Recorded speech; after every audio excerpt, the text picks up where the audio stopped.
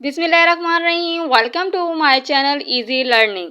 आज की वीडियो में मैं आपके साथ शेयर करूंगी डेंगू सिम्टम। अगर इनमें से आपको कोई भी सिम्टम हो, आपने फ़ौरन से अपने आप को डॉक्टर को चेक करवाना है और अपना अच्छे से ट्रीटमेंट करवाना है और अपना बहुत सा ख्याल रखना है। और इसके अलावा आपको इजी लर्निंग में कोई भी टॉपिक की नीड हो, लाइंस हो इजी वे में, तो आपने मुझे कमेंट सेक्शन में ज़रूर बताना है। मैं इंशाल्लाह आपके लिए उसी टॉपिक पे वीडियो बनाऊंगी।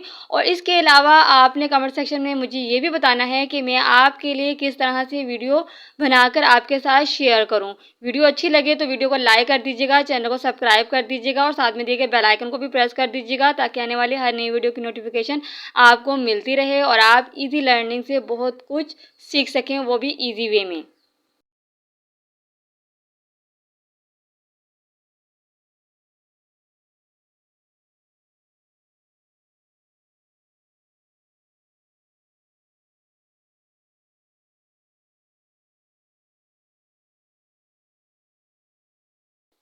Thanks for watching. अल्लाह हाफिज़। Subscribe my channel for new video.